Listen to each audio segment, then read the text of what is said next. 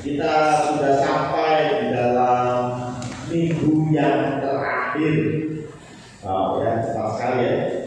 Kayaknya 2020 berlalu sangat cepat karena hanya diisi dengan rebahan.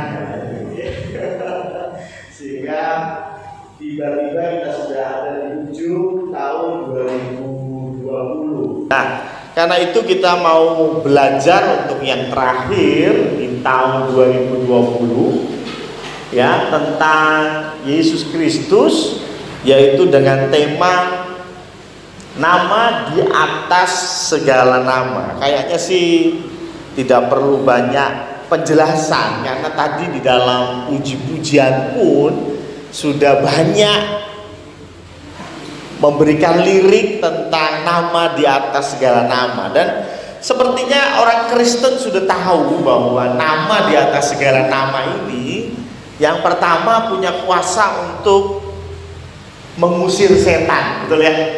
Orang Kristen kita selalu percaya bahwa kita mengusir setan itu dalam nama Tuhan Yesus, ya. Jangan dalam nama Pak Pendeta, ya, itu setannya bisa balik menyerang, ya.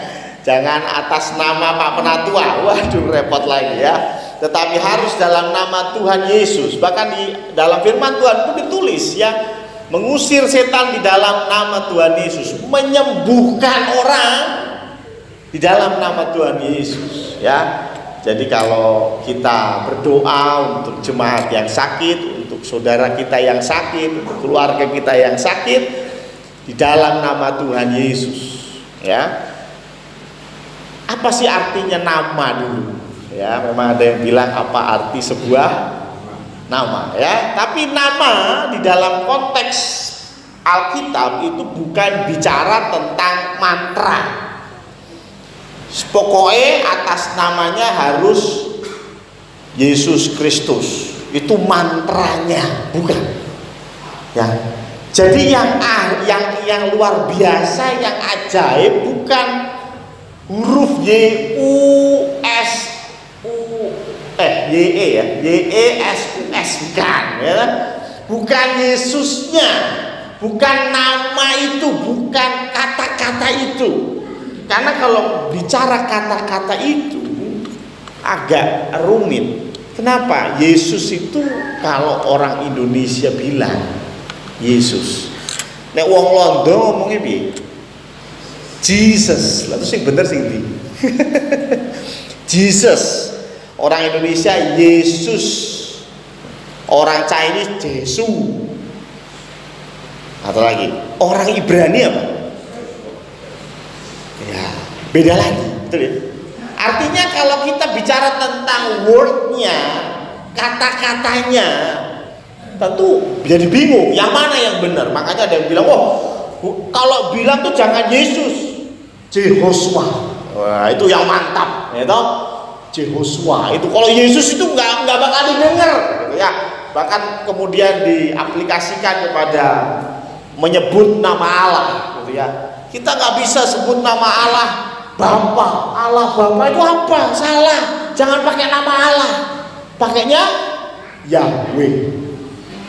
Ada beberapa aliran yang kemudian mengatakan bahwa kalau berdoa harus dalam nama Bapa Yahweh. Nah, ada. Yone aku sih sudah pernah menjelaskan hal ini tentang nama, ya. Ya silakan saja, mau pakai nama Yahweh boleh, mau pakai nama Allah boleh, Gusti boleh, monggo. Yang penting jangan menyalahkan orang lain. Kamu mau pakai Yahweh monggo, tapi ya jangan nyalahkan orang yang pakai nama Allah, ya, suka-suka, ya.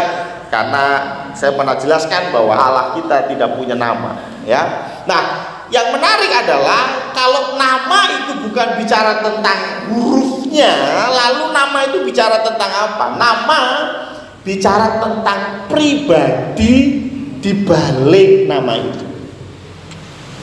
Ya, coba bayangkan kalau saya menyebut satu nama ini, coba yang ada di dalam pikiran Anda terbayang wajahnya siapa. Coba semua merem, saya akan bilang satu nama. Bayangkan yang muncul di benak Anda itu wajahnya yang mana?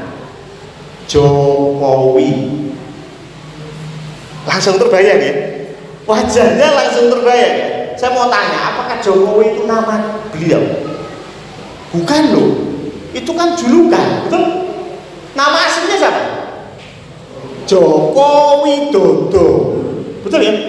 Jadi kalau bicara nama, sebenarnya bukan Jokowi. Jokowi itu nickname, ya, nama gaulnya, tapi nama yang diberikan oleh orang tuanya Joko Widodo. Tapi begitu saya bilang Jokowi, Anda langsung terbayang sebuah wajah yang kita tahu siapa dia.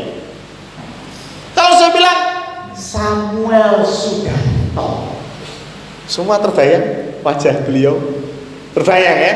Jadi artinya nama itu bukan bicara tentang Jokowinya, Samuel Sudartonya, Yesus, ya bukan. Tapi di balik itu ada sebuah pribadi. Ada pribadi yang punya kuasa. Sebetulnya nama bicara tentang pribadi. Yuk kita buka di dalam Yosua 7 ayat yang ke-9. Ya, di sini ada Yosua gitu ya. Selamat pagi Yosua. Ya, Yosua 7 ayat yang ke-9 ini sebagai contoh saja bahwa nama itu bukan berarti hurufiah ya. Yosua 7 ayat yang ke-9. Oh, sudah keluar ya. Ini ceritanya orang Israel kalah gitu ya. Orang Israel kalah perang. Kemudian Yosua bilang begini, apabila hal itu terdengar oleh orang Kanaan, kekalahan orang Israel ini terdengar oleh orang Kanaan dan seluruh penduduk negeri ini, maka mereka akan mengepung kami dan melenyapkan nama kami. Lah kok melenyapkan nama kami? Karena nama bicara tentang pribadi.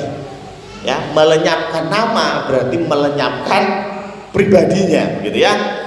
Dan apakah yang akan kau lakukan untuk memulihkan namamu yang besar itu?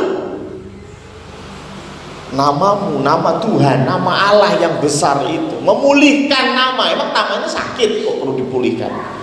Enggak kan? Nama kan ya nama, tetapi yang bicara di sini konteks nama di dalam perjanjian lama maupun perjanjian baru bicara tentang pribadi di balik itu. Saya jujur saja ya, saya suka komik ya. Kalau diantara cowok-cowok biasanya suka komik ya. Apalagi Johan itu yang saya tahu dia koleksi komiknya bukan satu lemari, satu kamar katanya ya.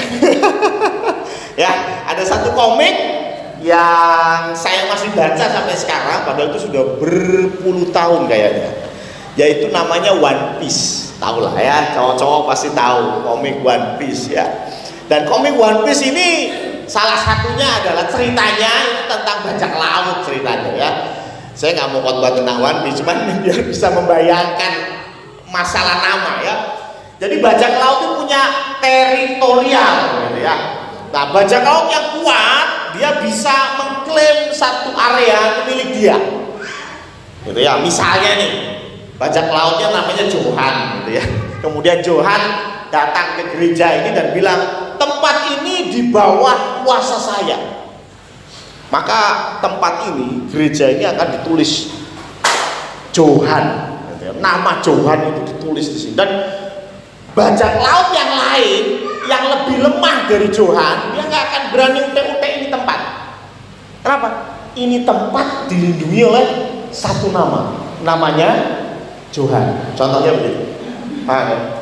Tapi kalau bajak laut yang lebih kuat ya tentu berani saja, karena ini Johan kecil Pak ya, saya lebih kuat dari Johan ya. Ini kurang lebih ceritanya seperti itu. Tapi yang menarik di sini adalah ini bicara tentang nama, betul? Ketika kita sebagai umat pilihan Allah dikasih nama, dikasih label property of Jesus Christ. Propertinya apa sih? Miliknya, milik ya. Milik Yesus Kristus. Saya dikasih label milik Yesus Kristus. Maka yang punya kuasa di bawah Yesus Kristus nggak berani ude-ude. Amin. Tahu maksudnya? Bukan karena saya hebat, tapi karena ada nama, dan di balik nama itu ada satu pribadi yang luar biasa, yang berani ganggu hanya yang lebih kuat dari nama yang saya taruh di sini. Sedangkan firman Tuhan bilang bahwa ada nama di atas segala nama. Tidak ada nama lain yang lebih besar dari Yesus Kristus. Artinya kalau saya sudah kasih nama Yesus Kristus, dilabeli property of Jesus Christ, udah nggak ada yang berani ude-ude.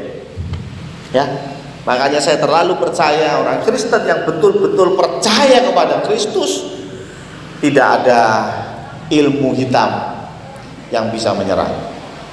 Kenapa? Logikanya sama. Oh, kita ini sudah dikasih label milik Yesus.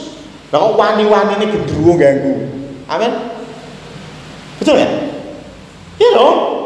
Oh, One Piece saja sudah jelas kok. Gak usah baca Alkitab, baca komik aja udah jelas.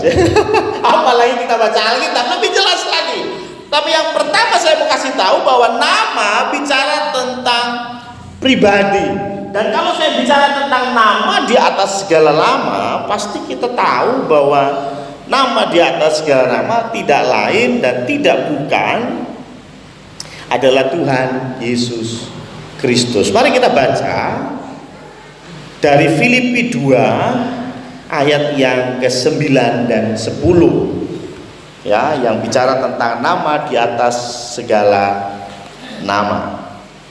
Filipi 2 ayat 9 dan 10, itulah sebabnya Allah sangat meninggikan dia dan mengaruniakan kepadanya nama di atas segala nama. Ayat 10, supaya dalam nama Yesus bertekuk lutut segala yang ada di langit dan yang ada di atas bumi dan yang ada di bawah bumi. Jadi yang punya power, yang punya kuasa itu nama Yesus, pribadi Yesus. Sekali lagi, bukan yang mengucapkan. Saya ulangi ya, bukan yang mengucapkan. Terkadang kita begitu bangga kalau kita punya pengalaman rohani, kita bisa ngusir setan. Siapa di sini yang pernah ngusir setan, angkat tangan? Atau mungkin siapa di sini yang pernah diusir setan? Ya, ada setan, bukannya setan yang lari, kita yang lari. Berarti kita diusir setan. Ada di sini yang pernah ngusir setan, atau mungkin kalau Anda punya teman atau punya kenalan, pendeta atau rohaniawan atau siapapun, mereka bangga sekali mereka bisa mengusir setan. Ya, tentu luar biasa. Ada lagi beberapa hamba Tuhan juga punya karunia penyembuhan. Ya. Jadi dia tumpang tangan, yang sakit sembuh. Bayangkan. Ya, yang buta berjalan, yang pincang melihat. Luar biasa ya. Ya iyalah. Buta berjalan ya iyalah ya. Nah, maksud saya ada kuasa kesembuhan dan mereka lakukan itu dalam nama Tuhan Yesus. Mantap? Mantap. Biasanya, biasanya kita kemudian terlalu memberikan penghormatan kepada yang bawa nama. Betul ya?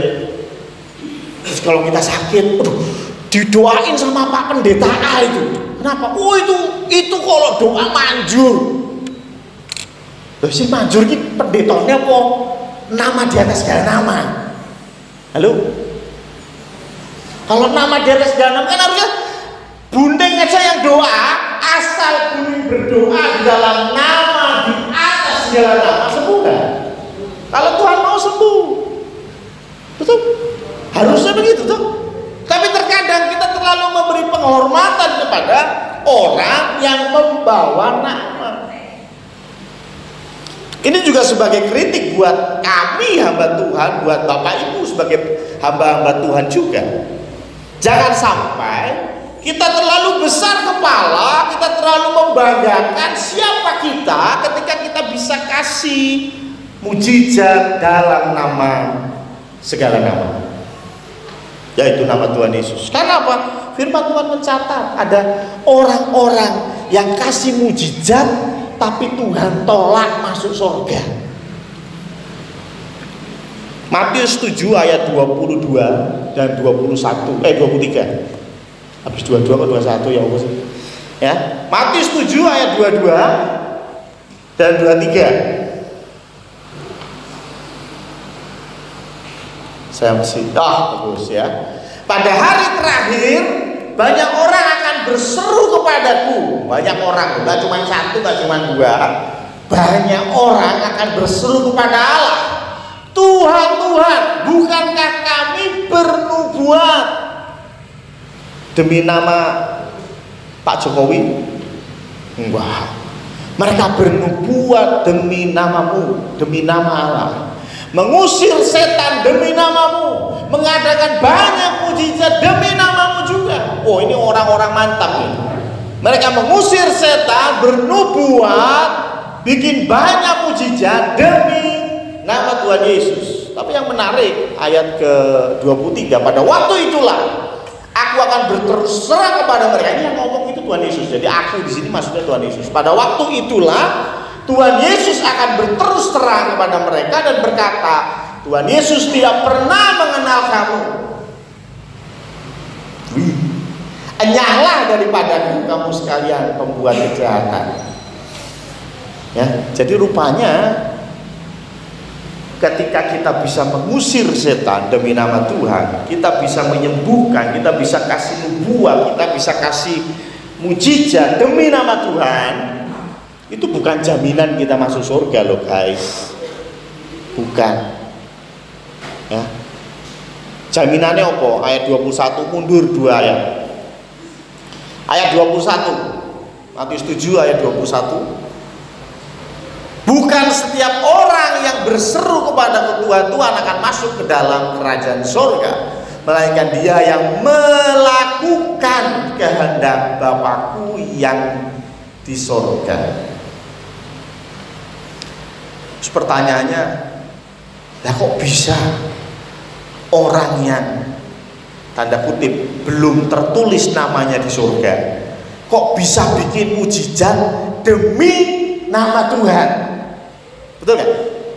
Kok orang yang tidak dikenal oleh Yesus kok bisa bikin nubuat demi nama Tuhan? Jawabannya sederhana, supaya nama Tuhan dipermuliakan. Saya kasih contoh, nggak usah jauh-jauh, saya aja. Saya pernah dipanggil karena ada orang yang kerasukan. Tapi sebelum saya datang, sudah ada yang datang dari seberang. Tahu maksud saya ya, udah ada yang datang dan dia dari seberang. Saya datang terakhir, gitu ya. Saya datang terakhir. Rupanya yang dari seberang sudah nyoba, tapi tidak berhasil. Ya, kemudian saya dipanggil. Waduh, jujur saya dalam hati saya bilang, waduh, piye gitu, ini piye gitu. Ya ini saya, wah ini gue keris, gue macam-macam, wis teko kabeh itu aku apa ya, gue HP itu, piye ini ya, aku bingung.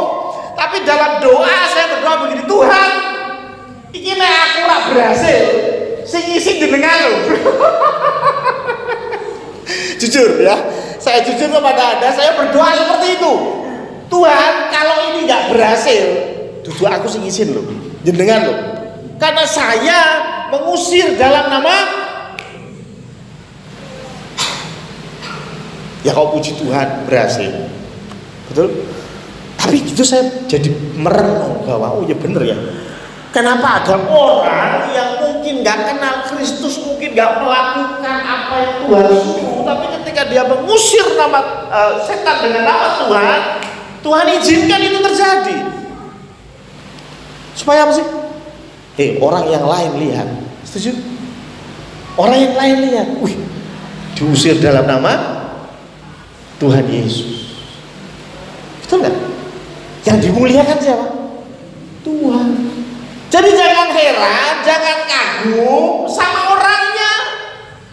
Dia bisa ngusir setan, kasih mujizat luar biasa. Ya kita kasih penghargaan, oke, kita berterima kasih, yes. Tapi jangan pernah mengalihkan kemuliaan dari Allah kepada orang itu. Itu hanya perantara.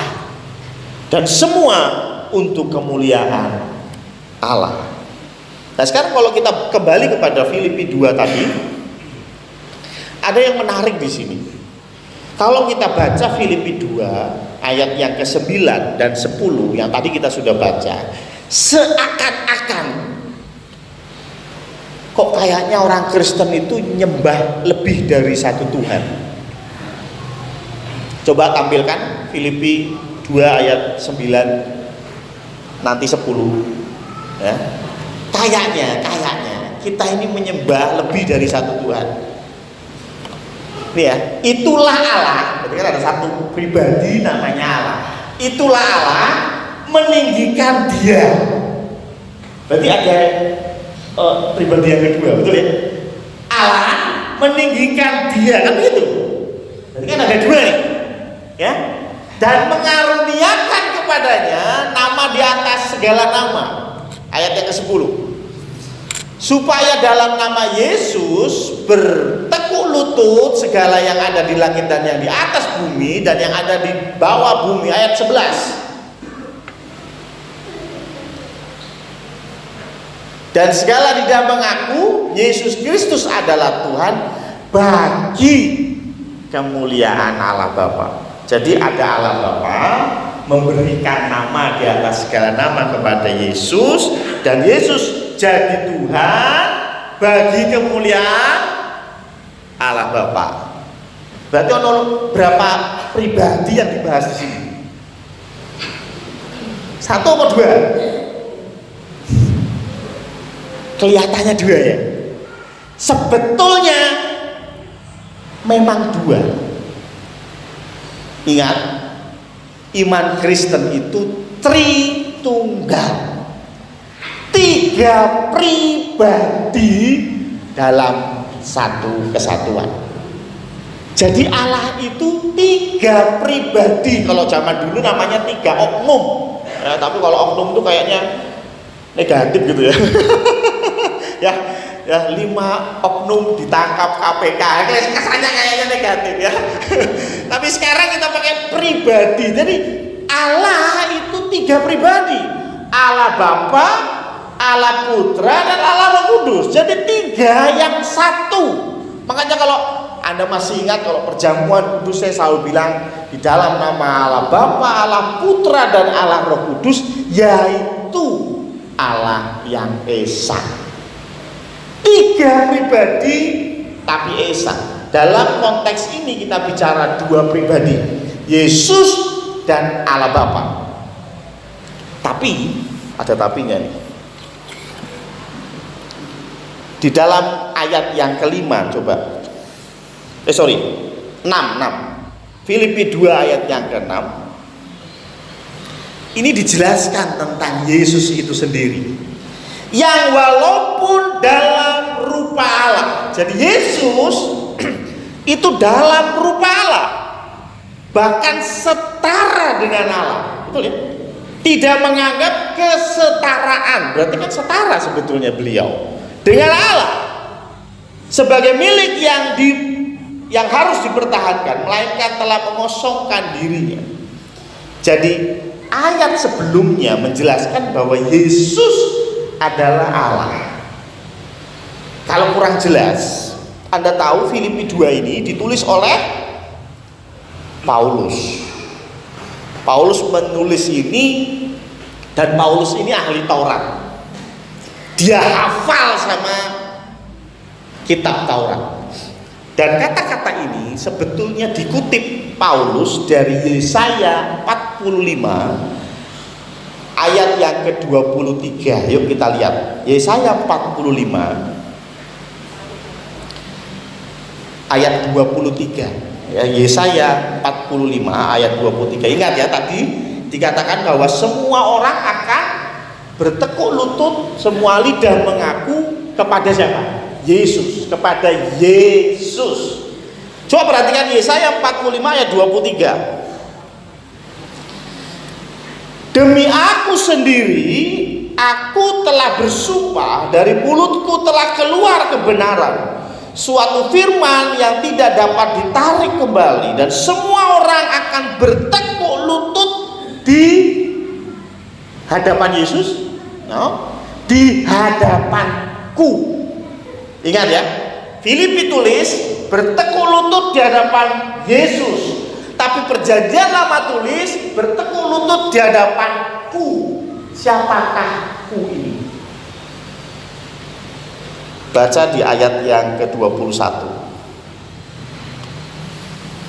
Ayat yang ke-21 mundur ya, 2 ayat ya. Gak usah yang banyak-banyak, ini aja. Ada tulisan TUHAN, gede semua. Masih kan ya? Saya pernah cerita bahwa kalau Anda baca Alkitab dan menemukan kata Tuhan gede semua atau Allah gede semua, terjemahan aslinya apa? Yahweh. Betul. Ya, jadi ini kalau terjemahan aslinya itu YHWH. Perhatikan. Bukankah aku Tuhan?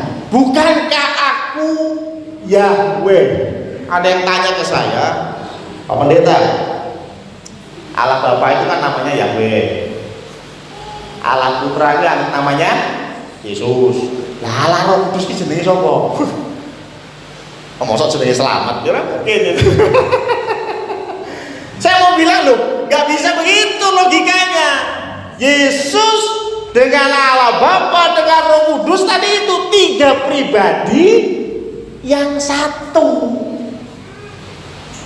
Allah Bapa disebut Yahweh, ingat. Yesus Kristus juga disebut Yahweh loh. Aku itu kan Yahweh dikatakan. Bukankah aku Yahweh?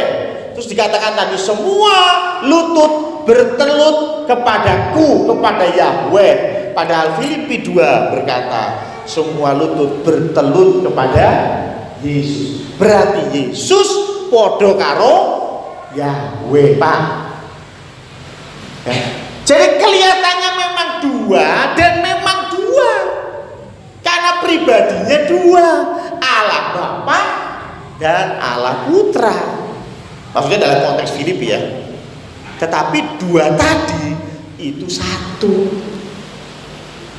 Aduh kok bingung dong. Aku kok ngeluh ya. Tenang saja ya. Memang Trinitas ini mumet ya. Tidak semua orang diberikan karunia untuk memahaminya.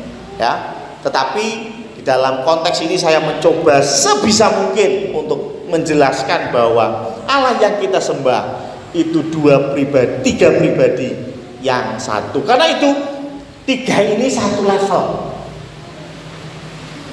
Allah Bapa, Allah Putra, Allah Roh Kudus. Itu bukan berarti urutan menentukan ranking, enggak.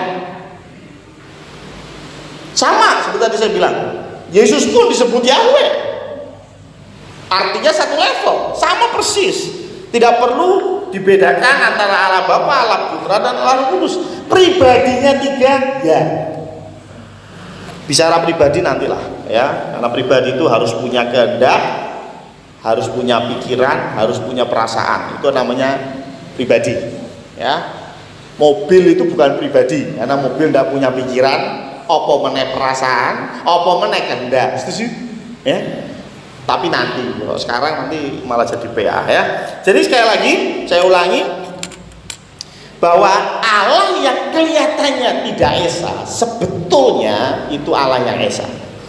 Yang berikutnya dari Filipi 2 ayat 9 dan 10 ada yang menerjemahkan demikian.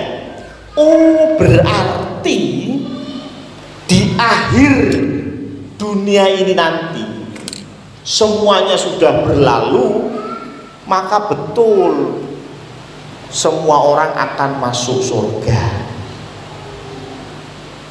Gimana? Setuju ya? berarti semua orang akan masuk surga. Sing bedik, sing beling, sing nakal, sing ora manut be Gusti, ya tetap masuk surga.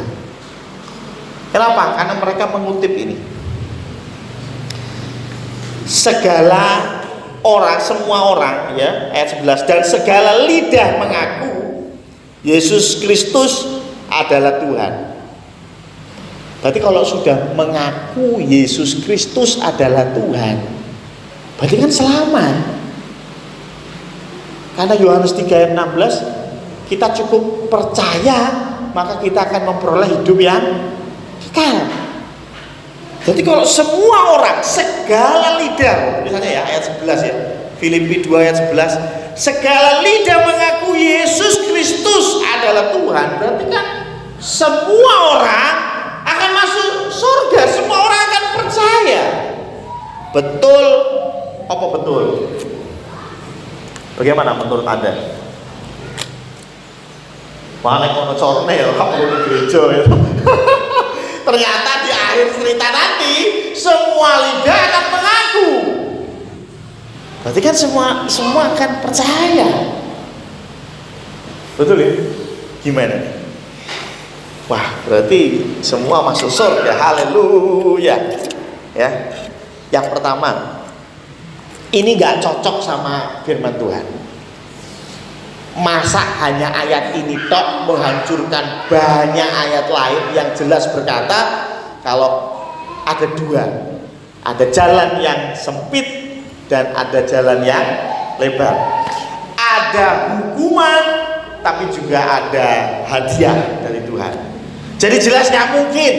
Nah, terus ayat ini apa maksudnya? Nah, coba kita kembali ke Yesaya 45, karena sekali lagi Paulus mengutip ini dari Yesaya 45. Tapi ayat 24. Yesaya 45 ayat 24 sambil berkata, keadilan dan kekuatan hanya ada di dalam Tuhan. Semua orang yang telah bangkit amarahnya, saya ulangi ya, semua orang yang telah bangkit amarahnya terhadap dia ini Allah, dia ini Yesus. Semua orang yang bangkit amarahnya terhadap dia akan datang kepadanya dan mendapat malu. Saya mau tanya, kalau saya Pak Marco misalnya, terus kita datang kepada Yesus, seneng ya Pak ya?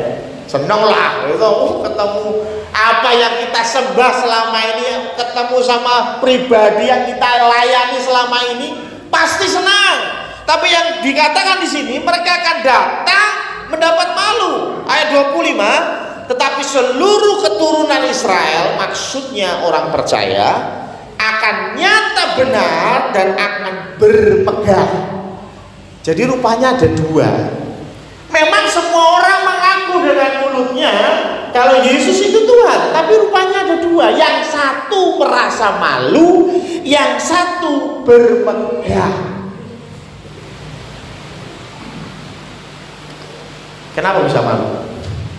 Sederhana, karena selama ini mereka salah.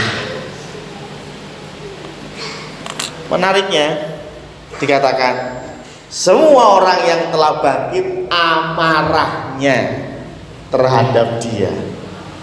Ada orang-orang yang bangkit amarahnya terhadap Yesus. Coba perhatikan orang-orang yang menolak Kristus. Nggak bisakah mereka menolak dengan baik-baik? Enggak ya. Menolaknya mesti dengan amarah. Ada yang ngomong Yesus Kristus itu anak Allah, siapa bidannya? Ada seseorang yang pernah bilang begitu. Ngomongnya dengan apa? Amarah.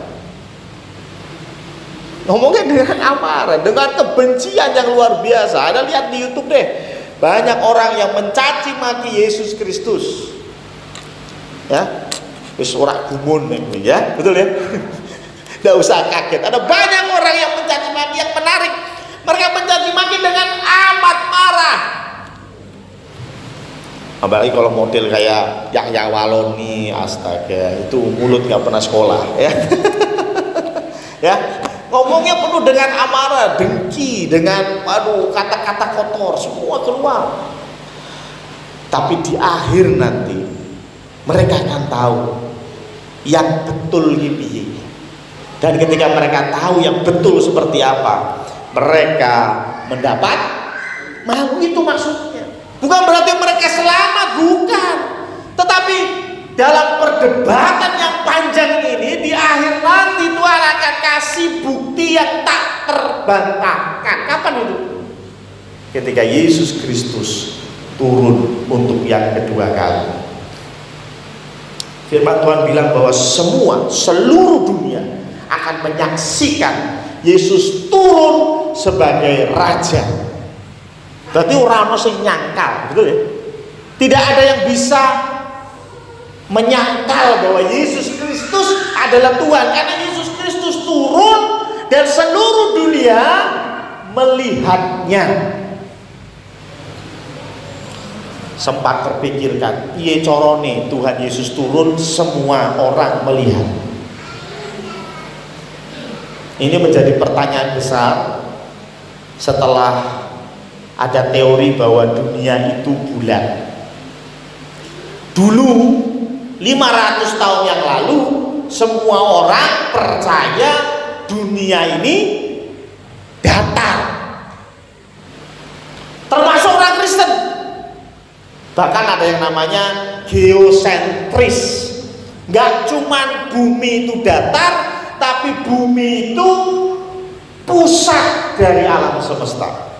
Jadi matahari muterin bumi, bintang muterin bumi, bulan muterin, ya nah itu benar ya. Betul ya, kalau bulan muterin bumi, betul ya.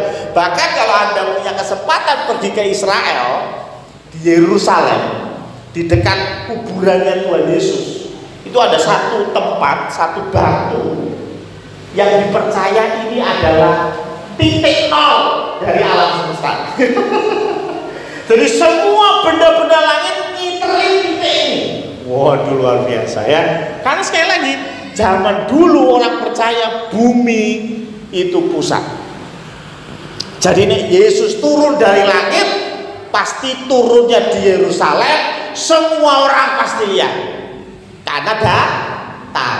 Nah, lagi pertanyaan nih, ternyata dunia itu bulat.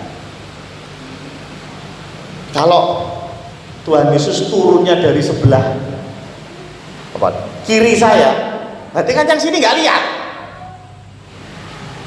Yesus turun dari atas, yang bawah nggak lihat. Nah, terus piye? Pada firman Tuhan semua orang akan melihat, semua orang akan mengaku dengan lidahnya, karena udah lihat jelas.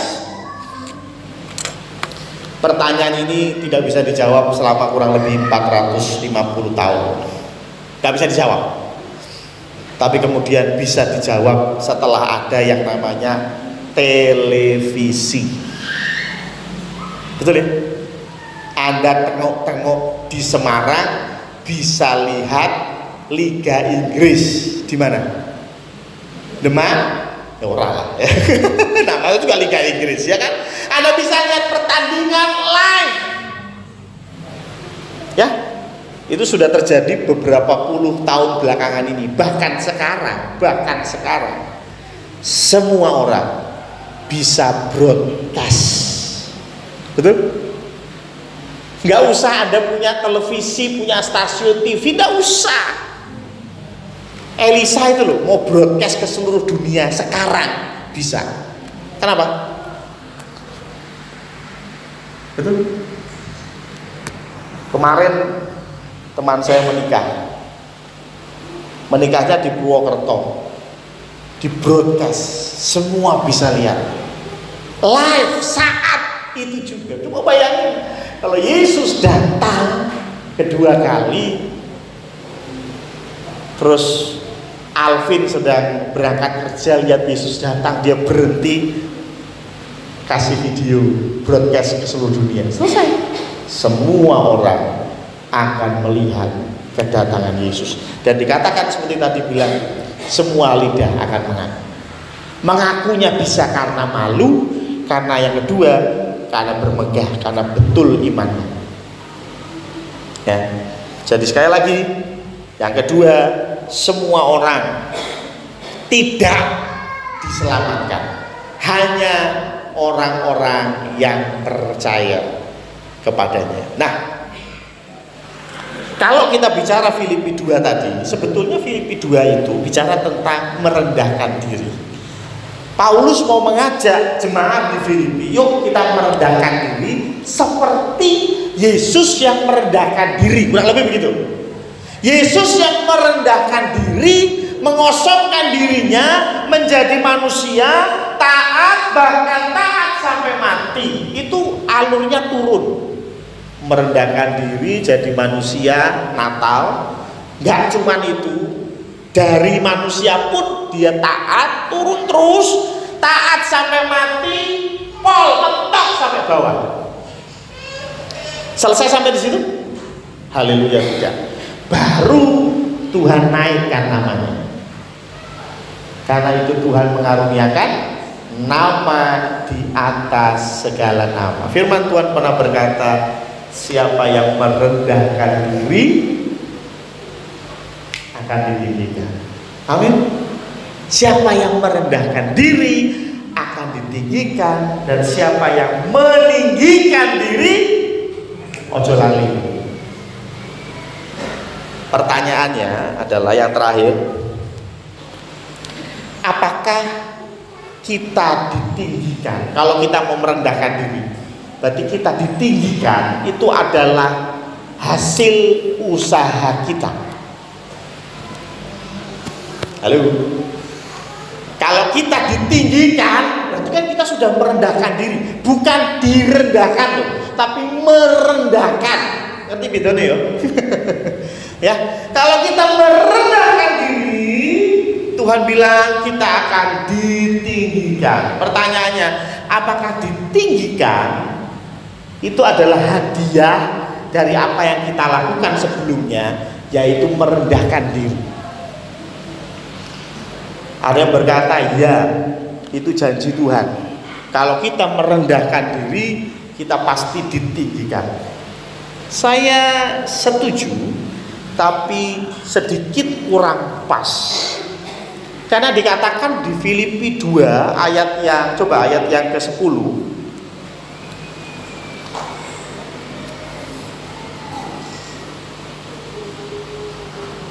Ayat 9. Itulah sebabnya Allah sangat meninggikan dia dan mengaruniakan. Apa sih arti mengaruniakan? Itu dari asal kata karunia. Apa bedanya karunia dengan gaji? Karunia itu bukan gara-gara kita lakukan sesuatu, itu karunia. Ya, kita ini selamat karena kasih karunia Allah. Bukan karena kita lakukan sesuatu baru kita selamat, bukan. Tapi Allah yang mengaruniakan kepada kita, ini karunia. Jangan salah. Jadi bukan karena kita taat sama Tuhan, setiap minggu ibadah, acara Natalan datang, panitia bikin acara kasih sumbangan, oh berarti kita selamat. Nah, kita selamat karena kasih karunia. Jadi kasih karunia itu bukan karena hasil usaha kita, gampangnya begitu. Kalau bicara itu berarti kita ditinggikan itu bukan karena hasil usaha kita. Bukan karena kita merendahkan diri terus kita ditinggikan. Ada satu cerita yang menarik. Coba kita buka di dalam Roma 9 ayat 20-21. Ada yang tahu tukang periuk ya, yang bikin bejana dari tanah liat zaman itu, zaman dulu cuman ada perkakas itu dari tanah liat ya, nggak ada yang dari, sekarang macam-macam, monosiklo plastik gitu ya, seko krom-kroman, tapi zaman itu hanya dari tanah liat. Roma 9 ayat 20, siapakah kamu hai manusia, maka kamu membantah Allah. Dapatkah yang dibentuk, kita ini dibentuk, berkata kepada yang membentuknya Allah, mengapa engkau membentuk aku demikian? Ayat 21, apakah tukang periuk tidak mempunyai hak atas tanah liatnya untuk membuat dari gumpalan yang sama satu benda untuk dipakai tujuan yang mulia dan suatu benda lain untuk dipakai guna tujuan yang biasa? Satu gumpalan tanah liat, tapi sebagian dipakai untuk tujuan mulia, sebagian dipakai untuk tujuan biasa. Saya mau tanya, salah nggak tukang periuk itu? Tidak. Saya kasih contoh sederhana begini. Ini masalah kasih karunia ya. Ada 10 pengemis. Kemudian Pak Sugeng memberi 2 orang pengemis itu uang. Kayak 10.000, sisi-sisinya kayak 10.000. Yang 8 orang nggak dikasih sama Pak Sugeng. Bisa nggak 8 orang ini protes? Loh, kok yang 2 dikasih saya enggak, Pak? Loh, ya saya senengnya Pak Sugeng loh, Pak Sugeng kayak iyo. Betul, Pak? Ya kan, bukan hakmu untuk menuntut, bukan hak kita untuk menuntut Allah. Allah mau meninggikan kita, syukur. Enggak, ya enggak masalah. Tugas kita merendahkan diri. Itu loh. Saya bicara begini, jangan sampai kita berpikir saya harus merendahkan diri supaya suatu hari nanti saya akan ditinggikan. Jangan pernah berpikir seperti itu. Saya akan mau merendahkan diri. Lihat ya, kalau saya merendahkan diri, nanti kalau saya sudah diangkat sama Tuhan, tak gencek kalian. Itu lebih parah lagi ya. Tuhan mau meninggikan siapapun karpe Gusti, betul? Oh, dia yang membuat kita kok. Mosok kita protes kayak pengemis tadi. Loh, kok yang 2 dapat saya enggak? Ya suka-suka loh. Betul nggak? Tapi yang menarik, jangan terus, oh kalau begitu ya buat apa kita merendahkan diri? Jangan pesimis dulu. Saya mau tanya satu hal lagi deh. Menurut Anda, Allah itu maha kuasa atau tidak? Apakah ada batas bagi Allah? Kalau yang pernah ikut katekisasi harusnya ingat. Kalau saya yang kasih katekisasi ya. Ya, kalau yang kasih katekisasi lain mungkin belum tentu disampaikan. Apakah Allah itu betul-betul tidak terbatas? Dalam syair-syair di dalam Alkitab memang betul Allah itu tidak terbatas. Memang betul kuasanya begitu besar. Tapi realitasnya Allah itu terbatas. Ojo ngomong aku sesat sih, Allah itu terbatas. Yang membatasi Allah adalah dirinya sendiri. Saya ulangi ya, Allah itu terbatas, tapi yang membatasi Allah adalah dirinya sendiri. Contoh, Allah itu tak terbatas ya. Bisa nggak Allah menciptakan batu di mana Allah sendiri tidak bisa angkat itu batu? Oke. Tahu ya maksudnya? Bisa nggak Allah menciptakan batu yang sedemikian berat sampai-sampai Allah sendiri nggak bisa angkat itu batu? Bingung nggak jawabannya? Kalau kita bilang Allah itu bisa segalanya, ya tak terbatas, berarti bisa dong bikin batu. Nah kalau Tuhan bisa bikin batu yang tadi itu, Tuhan jadi terbatas dong, karena Tuhan nggak bisa ngangkat batunya, gitu kan? Paham ya? Atau mungkin ada yang bilang, bisa nggak Allah menciptakan makhluk? Kan Allah itu kan pencipta, bukan makhluk. Bisa nggak Allah menciptakan makhluk yang lebih hebat daripada Allah? Kan katanya Allah tak terbatas. Bisa dong. Allah menciptakan makhluk yang lebih hebat dari Allah sendiri. Gak bisa. Kenapa gak bisa? Karena batasan Allah adalah dirinya sendiri. Yang paling jelas, yang paling terlihat jelas adalah pengorbanan Yesus Kristus di kayu salib. Saya mau tanya, kenapa sih Yesus Kristus harus mati? Karena untuk menebus dosa kita manusia. Amin. Sopo sing ngongkon kaya ngono? Allah sendiri. Betul? Allah sendiri yang bilang dosa hukumannya maut. Itu yang ngomong siapa? Allah. Karena Allah yang ngomong bahwa dosa hukumannya maut, maka Allah harus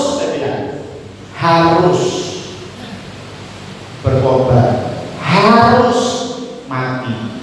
Bisa nggak sih Allah? Udahlah, dosanya dihapus saja lah. Ya bisa, tapi Allah akan melanggar ucapannya sendiri. Bukankah Allah sendiri yang bilang bahwa dosa itu harus dihukum dengan kematian? Allah sendiri yang bilang. Makanya saya bilang Allah terbatas, tapi batasannya adalah Allah sendiri. Ucapan Allah itu batasannya. Karena itu kita punya iman. Kalau Allah berkata siapa yang merendahkan diri akan ditinggikan, pasti ya dan amin. Kalau kita merendahkan diri, pasti ditinggikan. Pasti. Kenapa? Bukankah Allah yang sudah bersabda?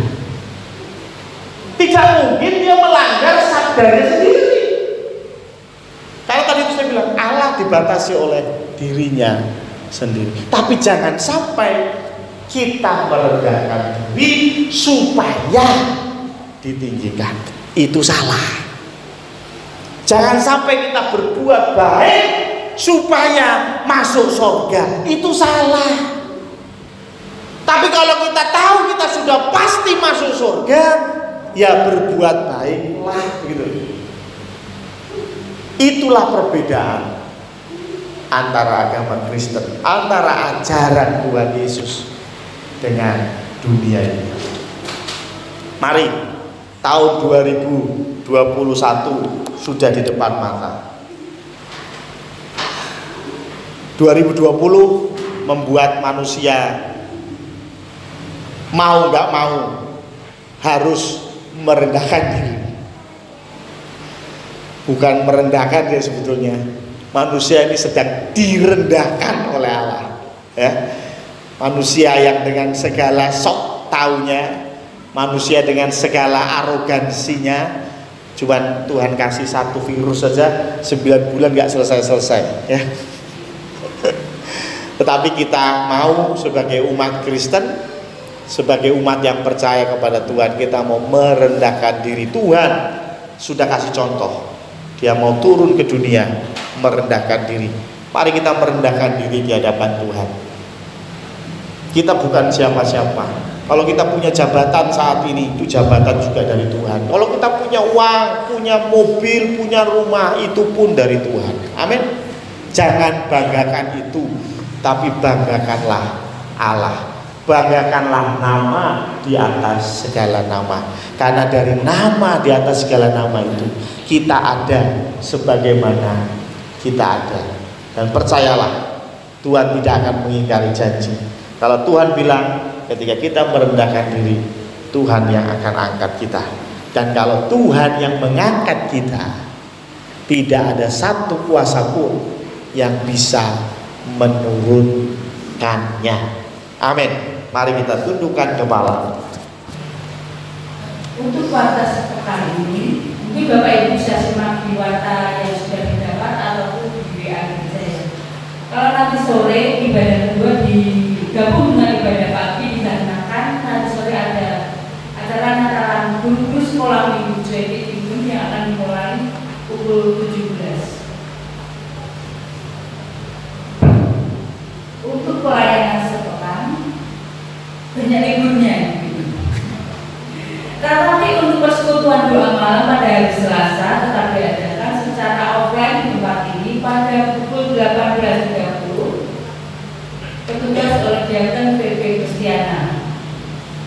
Rabu ini PWK masih ada ibadah secara online juga firman Tuhan oleh saudara Stephen Roberto. Untuk hari Kamis PPK diliburkan, Jumat KPK juga diliburkan, dan kembali lagi hari Sabtu persekutuan doa pagi masih secara online. Firman Tuhan disampaikan lagi oleh saudara Stephen Roberto. Untuk hari Kamis ada kebaktian istimewa, kebaktian tutup tahun yang akan diadakan pada pukul 19.00 malam. Ya, kalau di pengumuman-pengumuman yang kita dapat, kita tidak boleh ada kerumunan tutup tahun. Mari kita akan datang di sini. Kita akan ibadah bersama. Kita akan bersyukur Tuhan sudah memilih kita di tahun 2020 ini, dan kita akan berdoa supaya 2021 harapannya lebih baik. Ya, kami tunggu di tempat ini pukul 19. Pada kesempatan ini diberi kesempatan untuk memberikan persembahan syukur akhir tahun, dan amplop dapat diambil di pintu keluar. Minggu depan kita akan bertemu lagi di ibadah yang pertama. Untuk petugasnya, asal Bapak Ibu Andrea Sandra, Pujian Bu Sugeng, Saudari Vero dan Saudari Sata, LCD Saudari Eni, firman Tuhan Pendeta Joko, pengumuman dan doa Bapak Budi, musik Saudari Berlingga, Saudara Yoni dan Bapak Eko. Untuk perjamuan suci, Penatua Sumarno, Diakon Kristiana, Diakon BB dan Diakon Suwardi. Ya, minggu pertama di tahun baru kita akan melakukan perjamuan suci. Kita akan persiapkan hati kita supaya apa yang akan kita terima menjadi berkat yang luar biasa. Dan pada kesempatan itu kita juga diberi kesempatan untuk memberikan persembuhan atas berkat yang sudah Tuhan berikan. Dia Chandrokusumo membuka pendaftaran baptisan air yang akan dilaksanakan pada tanggal 2 April 2001. Kategorisasi akan dimulai pada 3 Januari 2001. Bagi jemaat dapat mendaftarkan diri dapat menghubungi Bapak Pendeta Samuel atau Saudari Vero. Ya. Panitia Hari Baru memberikan diskon tahun 2021. Bagi jemaat yang belum mendapatkannya dapat mengambil di pintu keluar setelah ibadah ini. Ya, nanti pada ibadah tutup tahun dapat kita cantelkan di sini. Nanti ada paku-paku yang akan menjaga harapan kita di tahun 2021. Untuk laporan keuangan, laporan kas pembangunan tahap 3 sampai 26 Desember 2020 masih mengalami saldo Rp17.653.930. Untuk laporan persepuluhan sampai Minggu 20 Desember 2020 11.221.000. Dan laporan keuangan hari baru sampai saat ini masih mengalami defisit 7.660.000. Dan panitia masih membuka kesempatan Bapak Ibu yang ingin berbagi memberikan sebagai berkat yang Tuhan sudah berikan, bisa melalui Ibu Diakon Suwardi ataupun ada amplop persembahan khusus untuk tahun baru. Demikian warta untuk sepekan yang akan datang, kiranya menjadi perhatian dan kita bisa mengikuti setiap acara yang ada di tempat ini. Terima kasih.